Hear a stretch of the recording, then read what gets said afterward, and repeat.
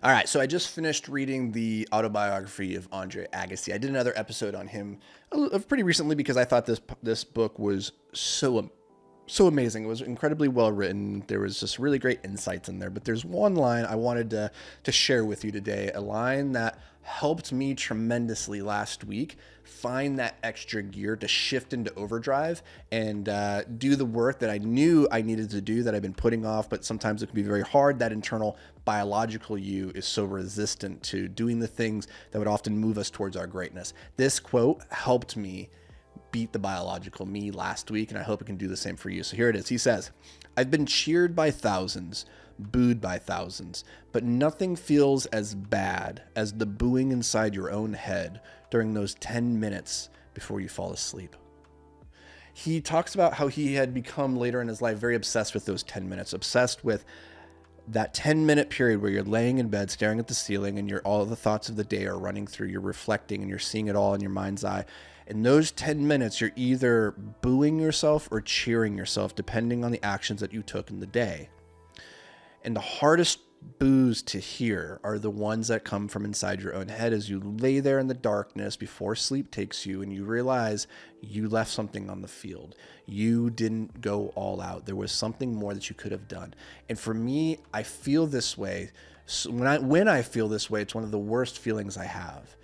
And to avoid this, one of the things I often share with students is you need to have a very clearly defined way of measuring whether or not you won the day. That starts in the morning. It's not just about putting together your to-do list, but it's by saying, what am I going to do today? What are my non-negotiables? What will it look like for me to get to the end of the day and say, if I did these things, if I accomplished these tasks, it will be a victory. I will be able to go to bed and hear the cheering in my head.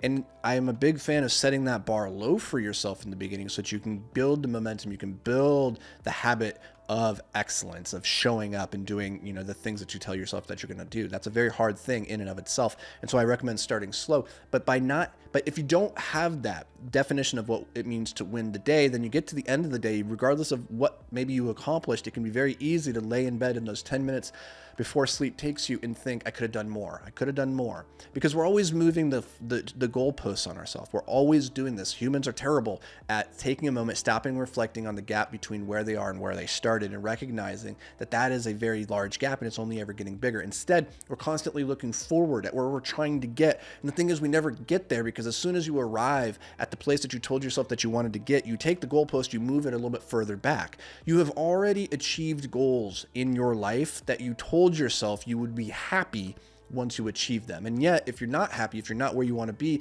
take a second and reflect on why is that?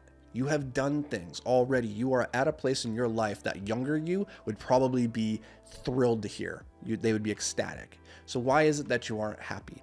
Well, I think a lot of it is because you didn't clearly mark the field and tell yourself, if I do this and this and this, and I mark and then I measure myself, and I don't move that goalpost on myself at the end of the day. I just say, did I do the thing that I said I was going to do today that leads to a win? Then you can sit there in bed and you can cheer for yourself. And I think that's one of the best feelings you can have, because that cheering carries through into the next morning. When you wake up, you still hear it resonating in your ears, and it's easier to get out of bed. It's easier to go into your morning routine, easier to go and do the work and fight the dragons that need to be fought early in the morning, right?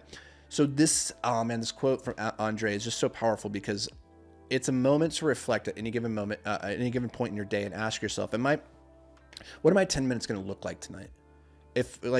Right now, where are you in your day? If this was the end of your day and you were to go to bed right now, would there be booing or would there be cheering?